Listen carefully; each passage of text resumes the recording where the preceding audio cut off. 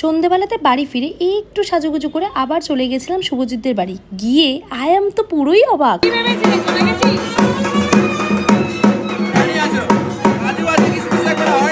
কিমা এত সাজ, চুলটা একটুখানি সরাও, দাঁড়াও।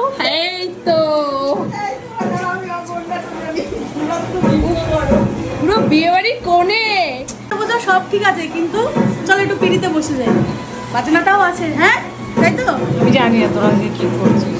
দেন একটা ফানি কন্টেন্ট শ্যুটের জন্য কোথায় দুধ, কোথায় গরম জল, কত কিছু জোগাড় করতে হয়েছিল। আর সেই ভিডিওটা তোমরা অলরেডি শুভজিতের পেজে দেখেই ফেলেছো। এই পুজোর সন্ধ্যায় সবার মধ্যে যদি সব থেকে সুন্দরী কাউকে লেগে থাকে সেটা হলো আমাদের কাকিমা। যাই হোক, সেদিন সুমি, হৃদয়, ওদের টোটাল কাউতালি গ্রুপ, দেন গৌরব দাস, সবার সাথে অনেক গল্প আড্ডা মেরে চলে গেছিলাম খাওয়ার সেকশনে। তখন ঘড়িতে অলমোস্ট ওই 12টা বাজে। আর যেটা না বললেই নয় সেটা হলো যে এই সন্ধ্যাবেলাতে আমার পার্সোনালি রাধাবল্লভী আর চানা মশলা খুব ভালো লেগেছিল। আর আমি না খিচুড়ি অতটা ভালোবাসি না, তাই বাকি পেট পুজো ওই ফ্রাইড রাইস আর আলুর দম দিয়েই করেছিলাম। আর শেষ পাতে ছিল চাটনি, পাঁপড় আর গোলাপ জামুন।